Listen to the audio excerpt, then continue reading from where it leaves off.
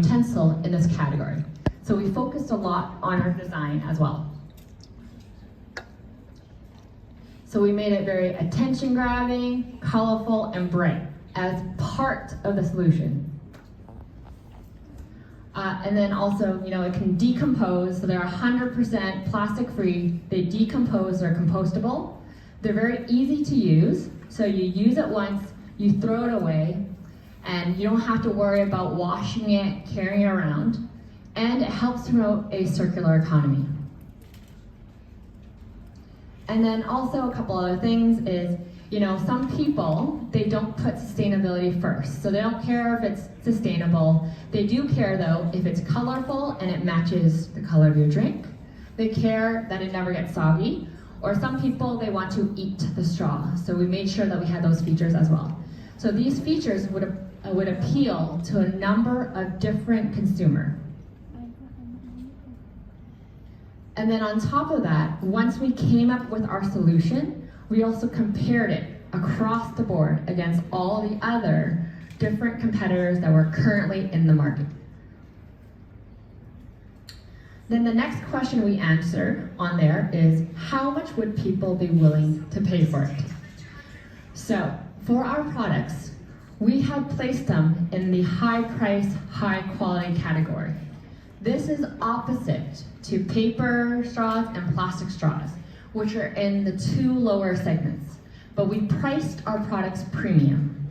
So our products, about 50 straws, go for about $10 to $12 USD. And in addition to that, we said how many people would be willing to pay for it. When we took a look at the category globally, it's an over $70 billion industry. So if we get even 1% of this, we would still be a very, very big and profitable business. Then we said, how often would people be willing to pay for it? So we said, based off of how often they're willing to pay for it, we would also take a look at who we're targeting for our consumers. In this case, we targeted consumers who purchased it for themselves, restaurants and coffee shops, and then also grocery stores to go ahead and sell our products. And then the final question was, how obsessed are you with solving this problem? For me, I was not very sustainable at all. Honestly, before I started this business, I didn't really think much about the planet. But I found my motivation partway. And my big motivation is, that's my nephew. He's a cute little nephew. But that is my nephew. And I wanted to build a better future for him and generations to come as well. So he became my motivation.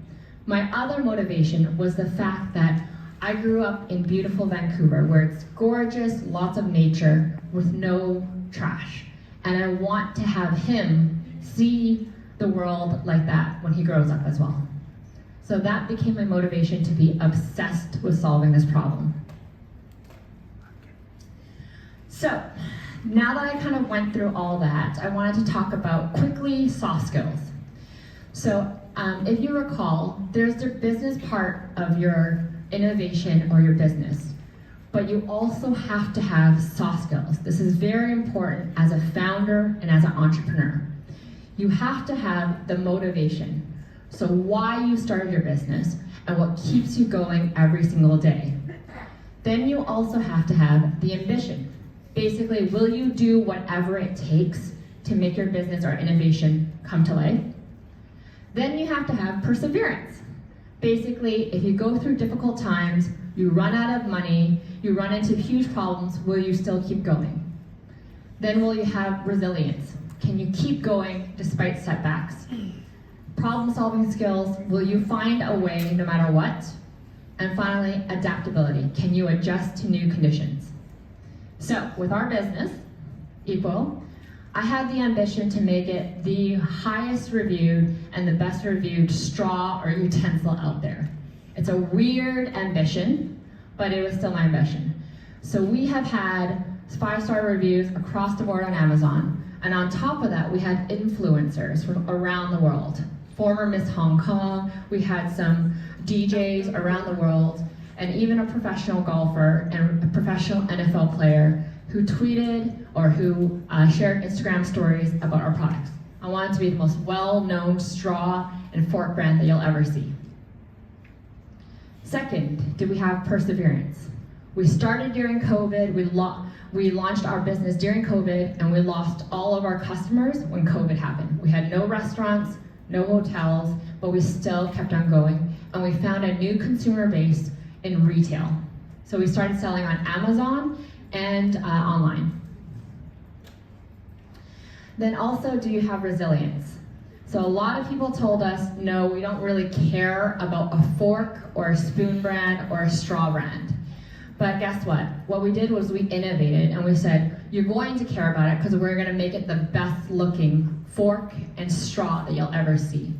So we've worked with Nestle in the US, we've worked with Prada as well to provide them the best looking spoons, forks, and straws that they'll ever see. And we also did problem solving. So no one wanted another straw or fork brand. But what we said is, we're gonna make it the best fork, spoon, and straw brand that you'll ever see. So this is us in Takashimaya. We shipped some products over to Germany in a full display, and that's a picture of us in GS25. We made this aisle the best looking straw, fork, and straw aisle that you'll ever see in store. And adaptability, I talked about this, but we took a look at who people thought our target market was, and we developed it even more. So we developed different key consumers for each of these areas, and we distributed in all 3 channels when people said you should only distribute in 1. So, after kind of giving those lessons, the ultimate question is, does Equo, the business, have product market fit?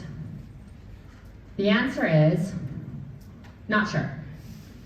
The reason why is we're still so young, and product market fit is not just a one-time thing, it's ongoing. You have to have product market fit ongoing. But what we can say is that we've achieved a lot of great things. We've been around for nearly 4 years, whereas most startups fail within the first 5 years. 10% fail within their first year, 70% in their second to 5th year, the other 10% after that. So we're lucky we're still alive. Second is that we've replaced over 25 million pieces of plastic. So that is a huge achievement for us because we removed those from the environment. Third, we have switched over 200 businesses over to our sustainable products from plastic. And we've also helped create jobs for people in Vietnam. On top of that, we have some really great name customers, including, like I said, GS25, Annam Gourmet, Naman Market, Samsung, Fair Price in Singapore, and yes, as I mentioned, Prada was one of our customers as well. And we've achieved over $1 million USD in revenue for our business, and we have expanded it to over 15 countries. And on top of that, we're very lucky as a business to have some global media and awards as well. So we've appeared on Shark Tank Vietnam, Tung Bung Bak Ti, right? I think I said it correctly. Forbes, we've been featured on Forbes, Bloomberg, and we've been lucky to represent Vietnam on the global stage at a number of different competitions as well. And then lastly, we also did raise 1.3 million USD in funding as well for our startup. So the last thing I'm going to leave you with is, as I mentioned, product market fit is an ongoing thing. You have to ask your questions if you are a viable, desirable, and feasible product. But on top of that, you have to have soft skills. And make sure you are always adapting. So I love this quote from the CEO of IBM. The only way you survive is you continuously transform into something else. It's the idea of continuous transformation that makes you an innovation company. So your business or innovation will only work if you continue to innovate every single day.